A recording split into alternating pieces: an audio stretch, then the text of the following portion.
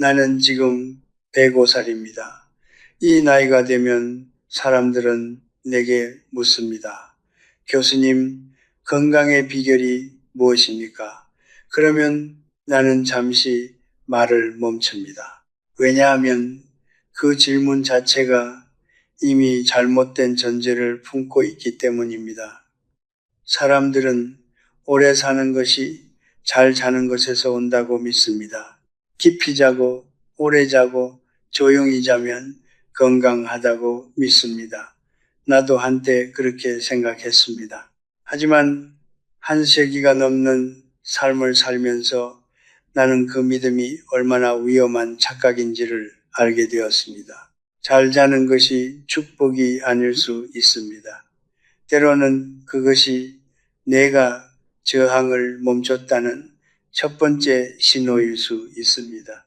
나는 오랜 세월 동안 수많은 사람들의 마지막을 지켜보았습니다.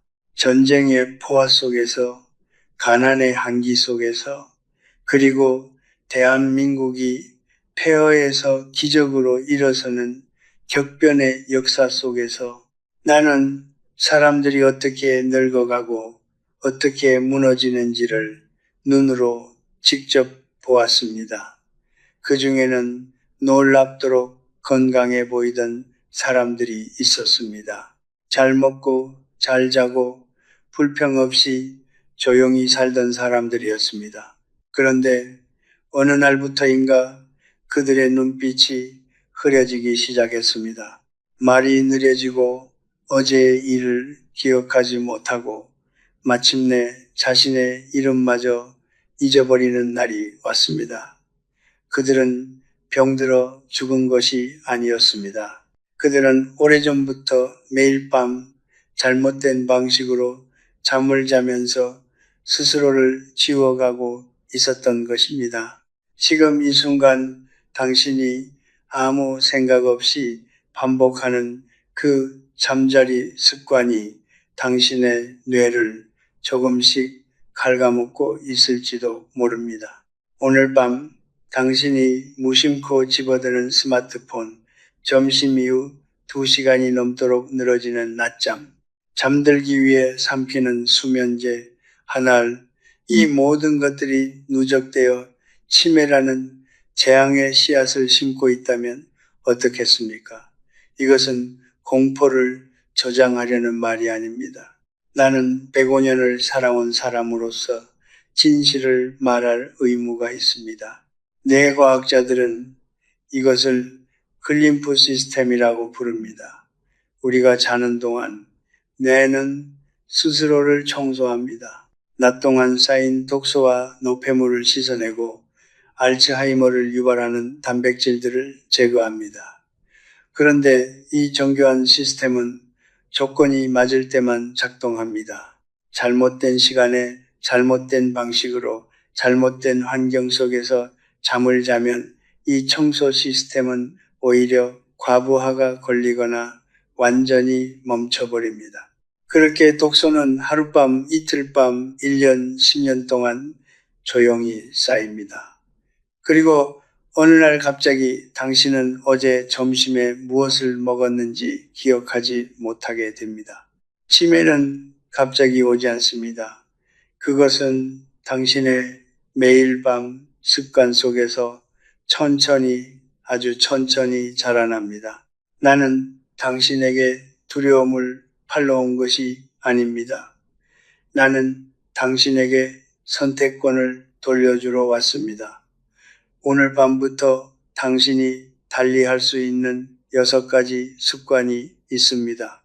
이 6가지는 내가 책에서 읽은 것이 아닙니다.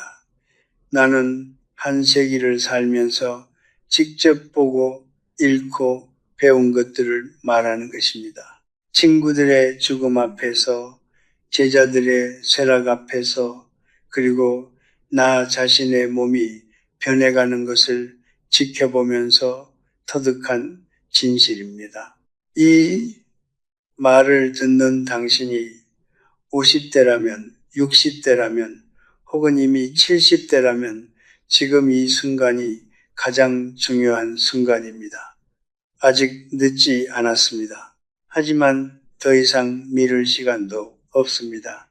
잠은 죽음을 흉내내는 것이 아닙니다. 잠은 내일을 준비하는 의식이어야 합니다. 내가 40살이던 시절 나는 철학을 가르치는 교수였습니다.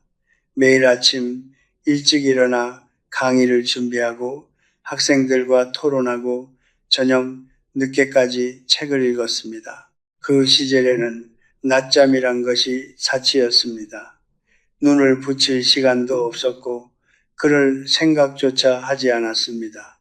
그런데 내가 나이 들면서 주변을 둘러보니 은퇴한 친구들 대부분이 낮잠을 인생의 가장 큰 보상으로 여기고 있었습니다. 이제 실컷 자도 되지 않느냐고 평생 고생했으니 이 정도 낙은 누려야 하지 않느냐고 말했습니다. 나는 그 말이 틀리다고 생각하지 않았습니다. 하지만 시간이 지나면서 나는 그 달콤한 낮잠이 그들에게서 무언가를 조금씩 빼앗아 가고 있다는 것을 느끼기 시작했습니다.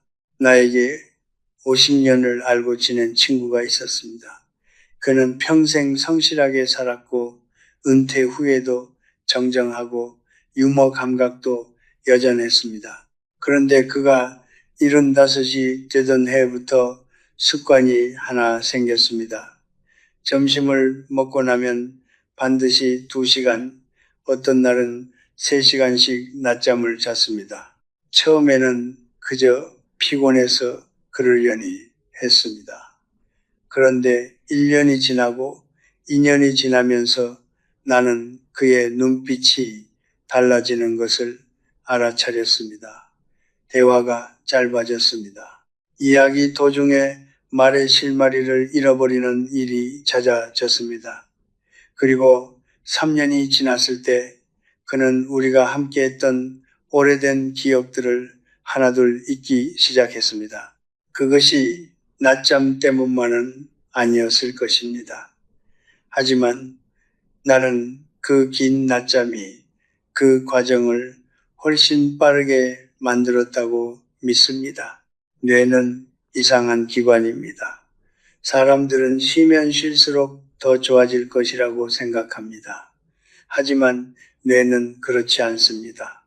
뇌는 리듬 위에서 삽니다. 낮에는 깨어있고 밤에는 자는 것. 이 단순한 리듬이 뇌를 살아있게 만드는 가장 근본적인 조건입니다.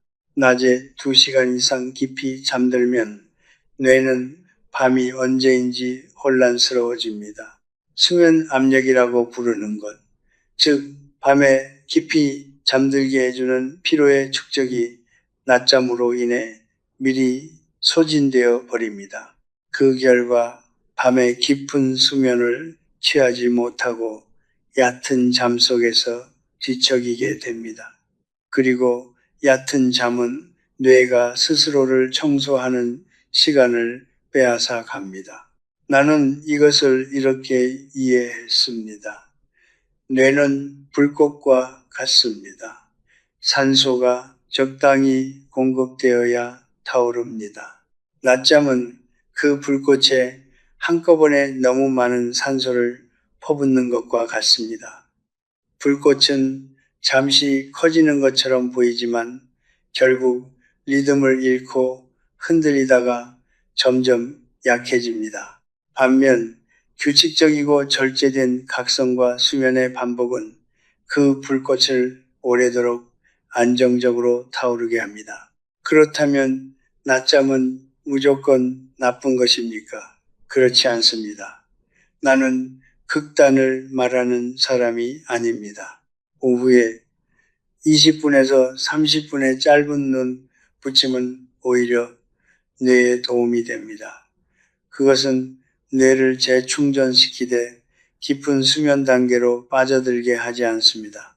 문제는 그 경계를 무너뜨리는 것입니다. 조금만 더라는 생각으로 30분이 1시간이 되고 1시간이 2시간이 되는 순간 그것은 더 이상 휴식이 아닙니다. 그것은 밤에 뇌를 갉아먹는 도둑이 됩니다. 내가 100살을 넘긴 지금도 나는 낮에 길게 눕지 않습니다. 피곤하면 의자에 앉아 눈을 감고 잠시 쉽니다. 그것으로 충분합니다. 노년의 삶에서 가장 큰 사치는 긴 낮잠이 아닙니다. 내일 아침 눈을 떴을 때 어제의 기억이 온전히 남아있는 것, 그것이 진정한 사치입니다. 낮잠은 달콤합니다. 하지만 달콤한 것이 언제나 당신 편은 아닙니다. 사람들은 나에게 종종 이런 말을 합니다. 교수님, 나이 들면 잠이 없어진다고 하던데 저는 오히려 잠이 너무 많아요. 한 번 누우면 9시간, 10시간을 자도 피곤하더라고요. 그러니 저는 괜찮은 것 아닌가요? 나는 그 말을 들을 때마다 마음이 무거워집니다. 왜냐하면 그 사람은 스스로 건강하다고 믿으면서 사실은 뇌의 가장 위험한 신호를 무시하고 있기 때문입니다. 많이 잔다고 해서 뇌가 더 잘 회복되는 것이 아닙니다. 오히려 그 반대일 수 있습니다. 의학자들이 발견한 사실이 있습니다. 우리가 잠을 자는 동안 뇌 속에는 글림프 시스템이라는 정교한 청소 메커니즘이 작동합니다. 이 시스템은 낮 동안 뇌 활동 중에 쌓인 독소와 노폐물을 씻어내는 역할을 합니다.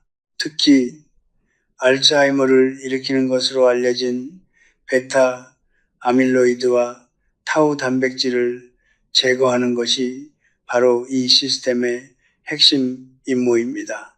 그런데 이 청소 시스템은 수면 시간이 길다고 더 잘 작동하는 것이 아닙니다.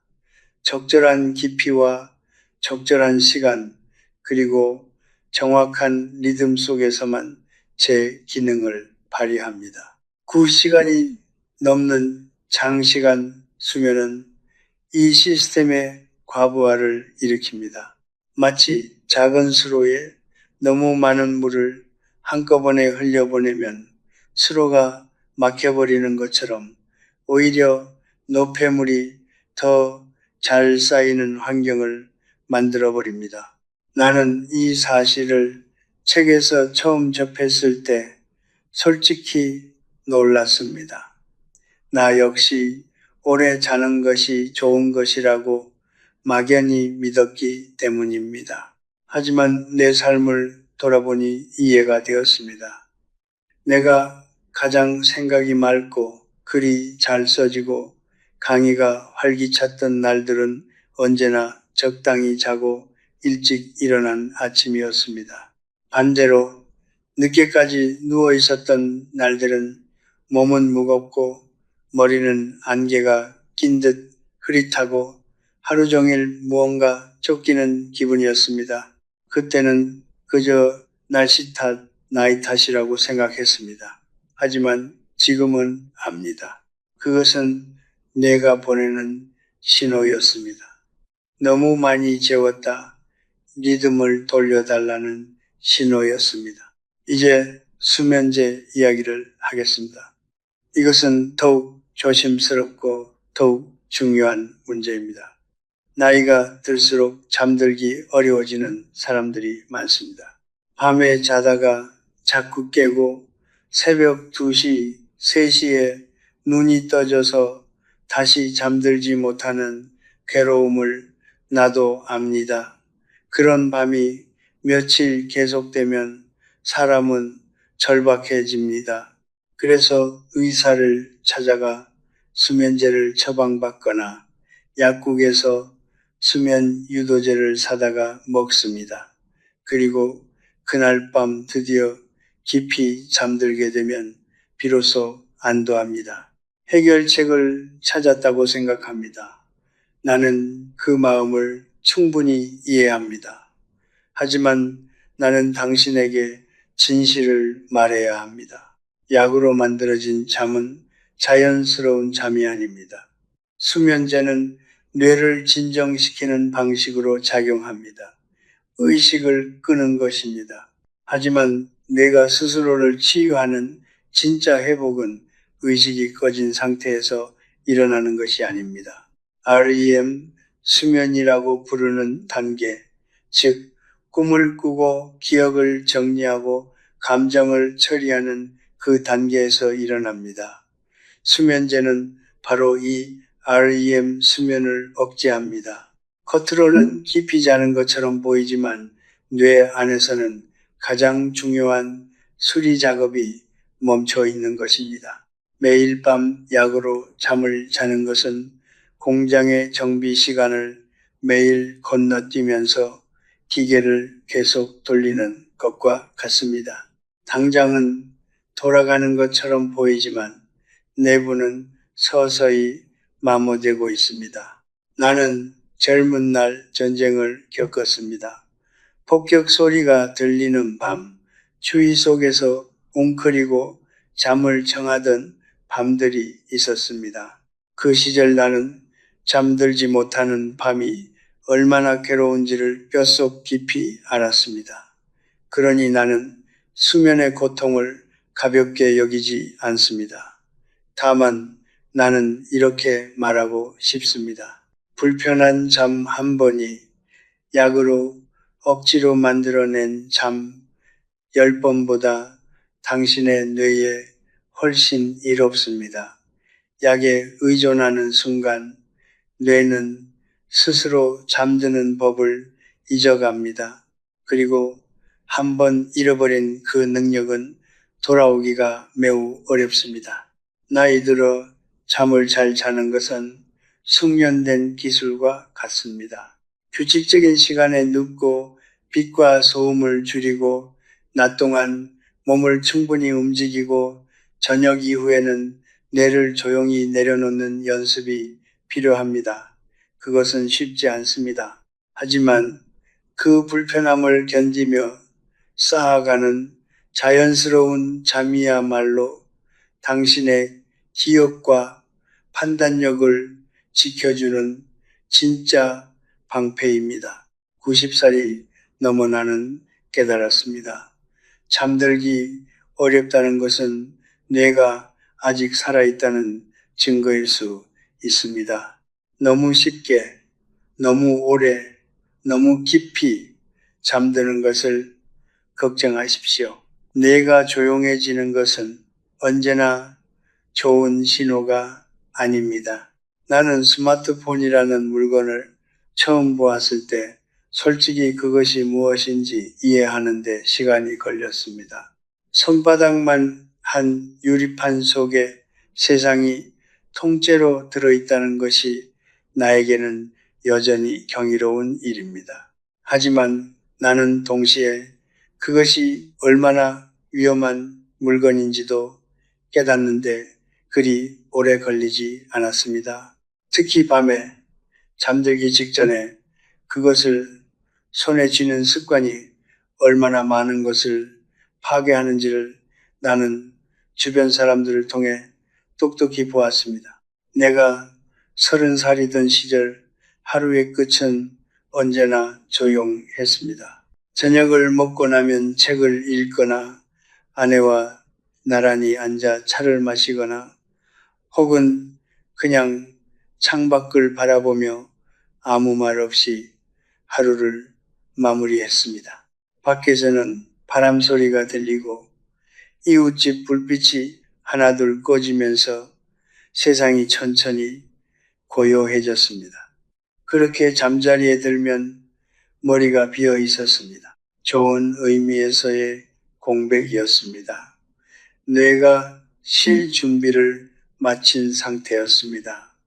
그런데 오늘날의 밤은 다릅니다. 사람들은 잠들기 직전까지 화면을 들여다봅니다. 뉴스를 읽고 영상을 보고 댓글을 달고 모르는 사람들의 삶을 구경하다가 눈꺼풀이 무거워지면 그제야 폰을 내려놓습니다. 그리고 그것이 자연스러운 일상이 되어버렸습니다.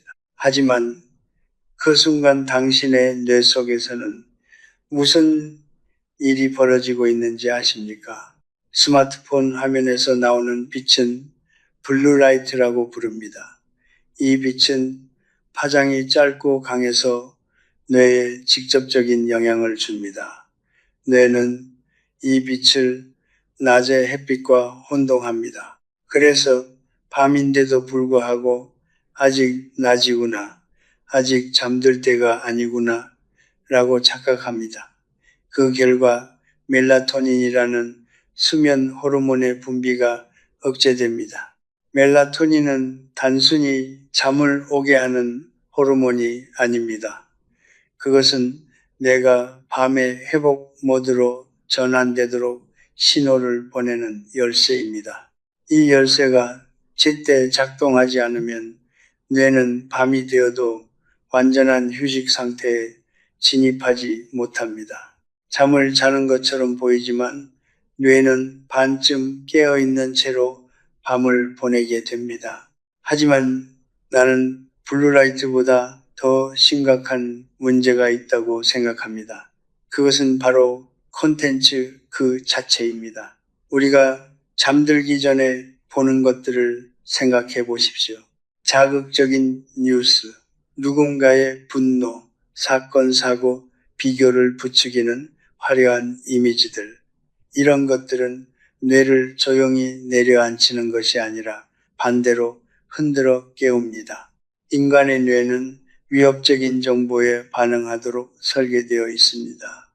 뉴스 한 줄, 댓글 하나가 뇌에 경계해야 할 일이 있다는 신호를 보냅니다. 그러면 뇌는 잠들기는커녕 그 문제를 처리하느라 밤새 은밀하게 작동합니다.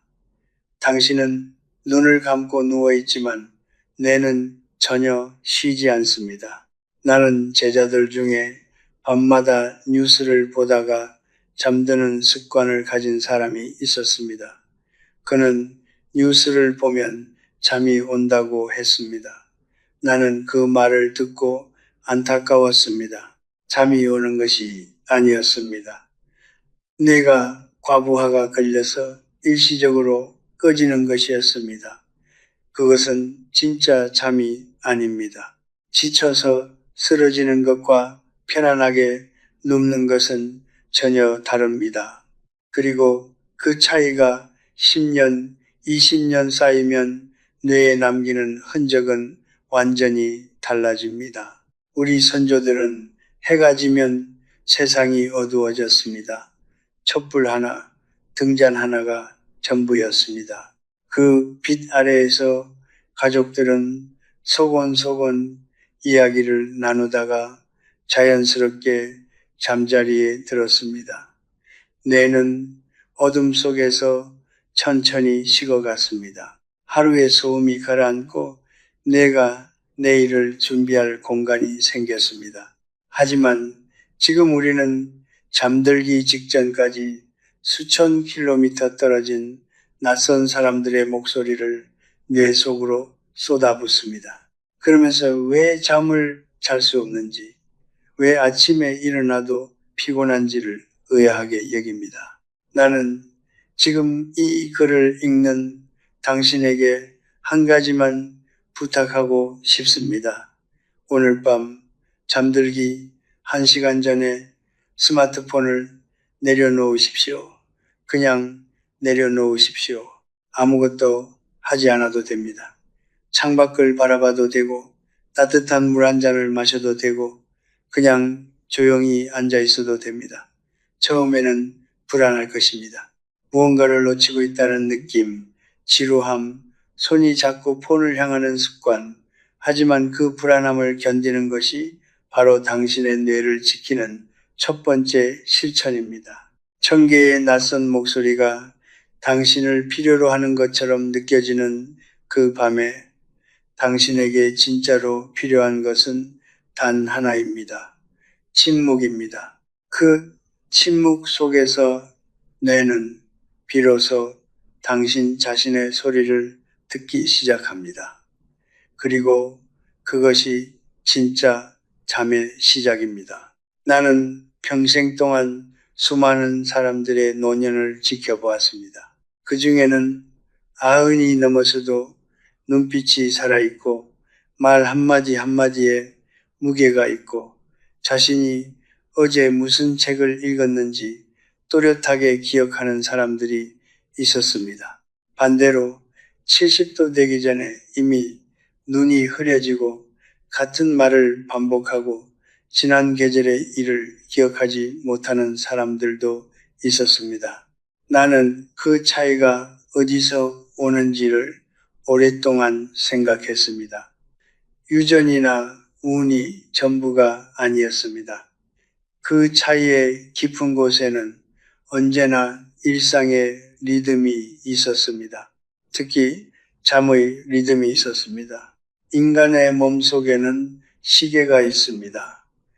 의학자들은 이것을 생체시계 혹은 일주기 리듬이라고 부릅니다. 이 시계는 매일 같은 시간에 잠들고 같은 시간에 깨어나는 반복 속에서 정교하게 조율됩니다.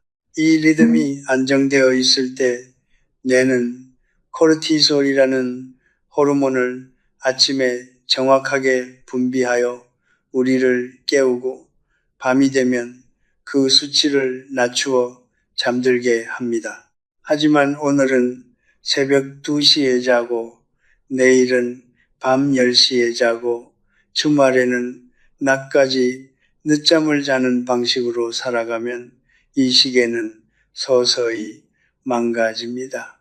망가진 시계는 코르티솔을 엉뚱한 시간에 분비합니다. 그 결과 뇌 속에 만성적인 염증이 생깁니다. 그리고 그 염증이 오랫동안 지속되면 그것은 치매로 향하는 가장 확실한 경로 중 하나가 됩니다. 나는 이것을 추상적인 의학 지식으로만 알고 있는 것이 아닙니다. 내 주변에서 직접 보았습니다. 은퇴 후 할 일이 없어진 사람들이 있었습니다. 평생 회사에 묶여 살다가 갑자기 시간이 자유로워지자 그들은 잠도 자유롭게 자기로 했습니다.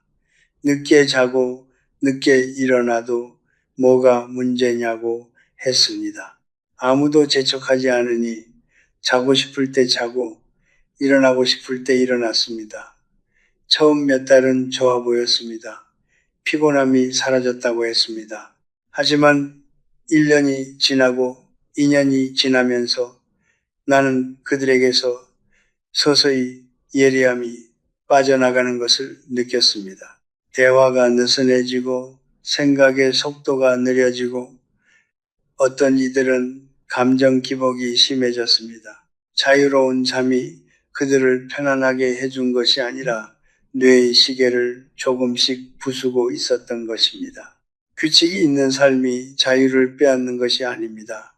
규칙이 있는 삶이 오히려 뇌를 자유롭게 합니다. 나는 100살이 넘은 지금도 매일 거의 같은 시간에 눕고 같은 시간에 눈을 뜹니다. 그것이 나의 뇌를 이 나이까지 버티게 해준 가장 작고 가장 강력한 습관입니다. 이제 6번째 이야기를 해야 합니다. 이것은 5번째보다 더 조심스럽게 꺼내야 할 이야기입니다. 왜냐하면 이것은 단순한 습관의 문제가 아니라 삶의 방식과 마음의 상태와 깊이 연결되어 있기 때문입니다. 그것은 바로 어둠 속에서 홀로 세상과 단절된 채 잠을 자는 습관입니다. 나이가 들면 혼자 자는 것이 자연스러운 일이 됩니다. 배우자를 먼저 떠나 보내기도 하고 자녀들은 멀리 살고 밤이 되면 집안에 자신만 남습니다. 나는 그 외로움을 압니다. 아내를 먼저 보낸 후 처음 맞이한 밤이 얼마나 낯설고 무거웠는지 아직도 생생합니다. 그 고요함이 평화가 아니라 공허함으로 느껴지는 밤이 있습니다. 그런 밤에 사람들은 자신을 고립시킵니다. 커튼을 치고 불을 끄고 전화도 받지 않고 세상과 담을 쌓은 채 어둠 속으로 들어갑니다. 그리고 그것이 쌓이고 쌓이면 뇌는 조용히 무너지기 시작합니다. 의학자들이 밝혀낸 사실이 있습니다. 사회적 고립과 결합된 수면 패턴은 우울감을 강화할 뿐 아니라 뇌의 전두엽 기능을 실제로 위축시킵니다. 전두엽은 판단하고 계획하고 충동을 억제하고 다른 사람의 마음을 이해하는 중추입니다. 이 영역이 약해지면 인지 저하가 가속화됩니다. 그리고 그 위축의 시작점에는 종종 오랜 고립과 고독한 밤들이 있습니다. 어둠 속 혼자만의 잠이 문제가 아닙니다. 그 잠 속에 녹아있는 단절감, 아무도 나를 기억하지 않는다는 느낌, 내일도 똑같을 것이라는 무감각함이 뇌를 잠식하는 것입니다. 하지만 나는 이것을 말하면서 동시에 이것도 말해야 합니다. 혼자 자는 것이 반드시 나쁜 것은 아닙니다. 진정한 의미의 고독, 즉 스스로와 평화롭게 함께 있는 능력은 오히려 뇌를 강하게 만듭니다. 문제는 고립입니다. 고독과 고립은 전혀 다릅니다. 고독은 혼자이지만 세상과 이어져 있는 상태입니다. 고립은 혼자이면서 세상을 스스로 끊어낸 상태입니다. 낮에 사람을 만나고 대화하고 웃고 무언가를 함께 하다가 밤에 조용히 혼자 잠드는 것은 건강한 고독입니다. 하지만 며칠째 아무도 만나지 않고 아무에게도 연락하지 않고 아무 감정도 느끼지 않은 채 어둠 속으로 들어가는 것은 뇌에 천천히 독을 주는 것과 같습니다. 나는 지금 당신에게 외로움을 부정하라고 말하는 것이 아닙니다. 외로움은 인간의 가장 오래된 감정 중 하나입니다. 그것을 억지로 지워버리려 하는 것도 옳지 않습니다.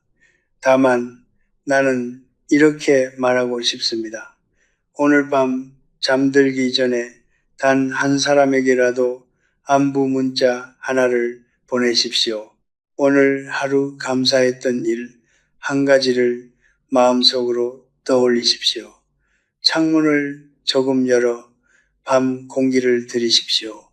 그 작은 연결이 당신의 뇌에 신호를 보냅니다. 나는 아직 세상 안에 있다고, 나는 아직 살아 있다고. 뇌는 온기를 먹고 삽니다. 그 온기가 있는 밤과 없는 밤은 10년 후 전혀 다른 뇌를 만들어냅니다. 나는 지금까지 6가지 이야기를 했습니다. 낮잠의 위험, 너무 긴 수면의 역설, 수면제의 함정, 스마트폰 화면의 빛, 무너진 생체 시계, 그리고 어둠 속 고립.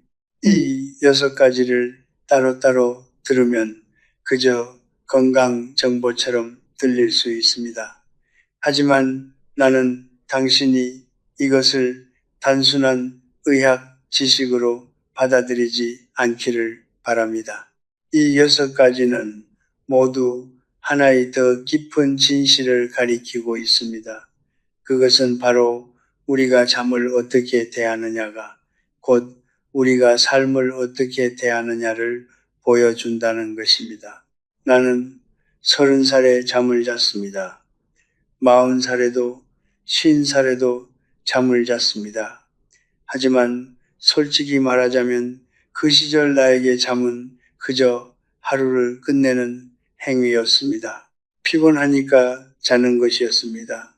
할 일을 다 했으니 쉬는 것이었습니다. 잠에 대해 깊이 생각해 본 적이 없었습니다. 그런데 나이가 들면서 그리고 특히 40을 넘기면서 나는 잠을 다르게 보기 시작했습니다. 잠은 단순히 의식이 꺼지는 시간이 아니었습니다. 잠은 뇌가 하루를 정리하고 기억을 새기고 상처를 치유하고 내일을 준비하는 가장 조용하고 가장 진지한 시간이었습니다. 그것을 깨닫는데 나는 거의 한 세기가 걸렸습니다. 동양의 오래된 지혜 중에 이런 말이 있습니다. 하루를 잘 마무리하는 사람이 하루를 잘 시작할 수 있다고. 나는 이 말이 잠에 대한 가장 정확한 철학이라고 생각합니다. 잠은 하루의 끝이 아닙니다. 잠은 다음 날의 시작입니다. 그러니 잠자리에 드는 행위는 단순한 눕는 행위가 아니라 내일을 위한 준비이자 의식이어야 합니다. 군인이 내일의 전투를 위해 무기를 손질하듯 농부가 다음 날 새벽을 위해 연장을 정돈하듯 우리는 잠을 통해 뇌와 몸을 다음 날을 위해 가다듬어야 합니다. 하지만 오늘날 많은 사람들에게 잠은 의식이 아닙니다. 잠은 도피입니다. 오늘 하루가 너무 힘들었으니 빨리 이 의식을 잊고 싶어서 자는 것입니다. 너무 외로우니까 어둠 속으로 숨는 것입니다. 너무 불안하니까 수면제로 강제로 의식을 끄는 것입니다. 나는 그 마음을 정죄하지 않습니다. 삶이 힘든 것은 사실이고 도망치고 싶은 밤이 있다는 것도 압니다. 하지만 그렇게 도피로서의 잠을 반복하면 뇌는 점점 더 도망칠 준비만 하게 됩니다. 맞서고 회복하는 힘을 잃어갑니다. 그것이 바로 우리가 두려워해야 할 진짜 쇠락입니다. 나는 105년을 살면서 많은 것을 잃었습니다. 사랑하는 사람들을 먼저 보냈고 젊음을 잃었고 내 몸도 예전 같지 않습니다. 하지만 나는 아직 어제의 일을 기억합니다. 오늘 아침 무엇을 생각했는지 압니다. 지금 이 글을 쓰면서 내가 무슨 말을 하려고 했는지 잊지 않습니다. 그것이 내가 가진 가장 소중한 것입니다. 그리고 그 소중한 것을 지켜준 것 중 하나가 바로 매일 밤 잠을 의식처럼 대해온 습관이라고 나는 믿습니다. 잠들기 전에 오늘 하루를 천천히 돌아보십시오. 감사한 일이 있었다면 그것을 마음속에 새기십시오. 후회스러운 일이 있었다면 그것을 인정하고 조용히 내려놓으십시오. 내일 해야 할 일이 걱정된다면 그 걱정을 잠자리 옆에 잠시 내려두십시오. 내일의 당신이 더 맑은 정신으로 그것을 다룰 것입니다. 스마트폰은 멀리 두십시오. 빛은 줄이십시오. 온도는 조금 낮추십시오. 그리고 같은 시간에 조용히 감사한 마음으로 눈을 감으십시오. 그것이 전부입니다. 거창한 것이 없습니다. 비싼 것도 없습니다. 하지만 이 단순한 의식이 당신의 뇌를 보호하고 당신의 기억을 지키고 당신이 내일도 당신답게 살아있을 수 있도록 만들어줍니다. 나는 철학을 가르치면서 평생 이 질문과 씨름했습니다. 잘 산다는 것이 무엇인가? 수많은 책을 읽고 수많은 사람들을 만나고 수많은 밤을 생각하며 보낸 끝에 나는 이 단순한 결론에 도달했습니다. 잘 산다는 것은 매일 밤 잘 마무리하고 매일 아침 다시 시작할 수 있는 것입니다. 그 반복이 곧 삶입니다. 그 반복을 지탱하는 것이 곧 잠입니다. 잠은 죽음을 흉내내는 것이 아닙니다. 잠은 내일을 준비하는 가장 거룩한 의식입니다. 그 의식을 함부로 대하지 마십시오. 당신의 뇌가, 당신의 기억이, 당신이라는 사람 전체가 그 의식 위에서 살아가고 있습니다. 나는 이제 이 이야기를 마무리하려 합니다. 하지만 마치기 전에 당신에게 한 가지만 묻고 싶습니다. 오늘 밤 당신은 어떤 마음으로 잠자리에 들 것입니까? 하루가 힘들었으니 빨리 이 하루를 끝내고 싶다는 마음으로 눕겠습니까? 아니면 오늘 하루를 조용히 갈무리하고 내일을 위해 스스로를 준비시키는 마음으로 눈을 감겠습니까? 이 두 가지는 겉으로 보면 같은 행동입니다. 눕고 눈을 감고 잠드는 것. 하지만 그 마음의 방향이 다르면 뇌가 밤을 보내는 방식이 달라집니다. 그리고 그 차이가 쌓이면 10년 후에 당신이 달라집니다. 나는 105년을 살았습니다. 이 나이가 되면 사람들은 나를 특별한 사람으로 봅니다. 하지만 나는 특별한 사람이 아닙니다. 나는 그저 오랫동안 작은 것들을 포기하지 않은 사람입니다. 매일 같은 시간에 일어나는 것, 낮에 몸을 움직이는 것, 저녁이 되면 세상의 소음으로부터 스스로를 천천히 거두어 들이는 것, 그리고 잠들기 전에 오늘 하루에 감사하는 것, 이 단순하고 작은 습관들이 나를 여기까지 데려왔습니다. 어떤 특별한 약도, 어떤 비밀스러운 비결도 없었습니다. 다만 매일 밤을 함부로 대하지 않았을 뿐입니다. 당신이 지금 40대라면 나는 이렇게 말하고 싶습니다. 지금 당신이 만들어가는 습관이 30년 후에 당신을 결정합니다. 지금은 그것이 느껴지지 않을 것입니다. 하루 이틀 늦게 자고 일찍 자고가 무슨 대수냐고 생각할 것입니다. 하지만 강물이 바위를 깎는 것은 한 번에 거센 물살이 아닙니다. 매일 같은 자리를 흐르는 조용한 물이 결국 바위를 변화시킵니다. 당신의 뇌도 마찬가지입니다. 오늘 밤의 선택이 당신의 뇌를 조금씩 그러나 돌이킬 수 없이 변화시킵니다. 당신이 지금 60대라면 나는 이렇게 말하고 싶습니다. 아직 늦지 않았습니다. 진심으로 그렇게 생각합니다. 뇌는 어느 나이에도 변화에 반응합니다. 오늘 밤부터 스마트폰을 1시간 일찍 내려놓는 것만으로도 내일 아침 당신의 머리가 조금 더 맑아질 수 있습니다. 오늘부터 같은 시간에 눕는 것을 시작하는 것만으로도 한 달 후 당신의 수면이 달라질 수 있습니다. 거대한 변화가 필요한 것이 아닙니다. 오늘 밤 단 하나의 작은 선택이면 충분합니다. 당신이 지금 70대 이상이라면 나는 이렇게 말하고 싶습니다. 당신은 이미 충분히 오래, 충분히 열심히 살아왔습니다.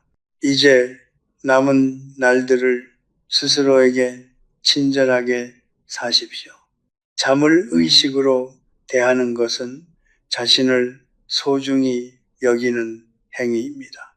매일 밤 당신의 뇌에게 오늘 수고했다, 이제 잘 쉬어라 라고 말하는 것입니다. 그것이 결코 작은 일이 아닙니다. 그것이 당신이 내일도 당신답게 깨어날 수 있게 해주는 가장 깊은 자기 돌봄입니다. 나는 오래 살면서 한 가지를 분명히 알게 되었습니다. 삶은 화려한 순간들로 이루어지지 않습니다. 삶은 매일 밤과 매일 아침의 반복으로 이루어집니다. 어제의 밤이 오늘의 아침을 만들고, 오늘의 아침이 오늘 하루를 만들고, 오늘 하루가 다시 오늘 밤을 만듭니다. 그 조용하고 단순한 순환이 곧 인생입니다. 그 순환을 얼마나 성실하고 정성스럽게 대하느냐가 결국 우리가 어떤 사람으로 늙어가느냐를 결정합니다. 오늘 밤 스마트폰을 내려놓으십시오. 정해진 시간에 눕고 어둠 속에서 혼자이되 고립되지 마십시오. 오늘 하루 당신 곁에 있었던 것들을 조용히 떠올리십시오. 바람 소리, 앞냄새, 누군가의 목소리, 작고 사소한 것들 속에 삶의 온기가 있습니다. 그 온기를 품고 눈을 감으십시오. 그러면 당신의 뇌는 밤새 그 온기 속에서 당신을 수리하고 치유하고 내일을 위해 준비할 것입니다. 나는 당신이 내일 아침 맑은 정신으로 눈을 뜨기를 바랍니다. 어제의 이름을 기억하고 오늘의 빛을 알아보고 내일을 기대하며 일어나기를 바랍니다. 그것이 제가 이 나이에 당신에게 드릴 수 있는 가장 진실한 소원입니다. 삶은 요란한 축제가 아닙니다. 삶은 매일 밤 잘 마무리되고 매일 아침 다시 시작되는 조용한 계속입니다. 오늘 밤 그 계속을 아름답게 이어가십시오.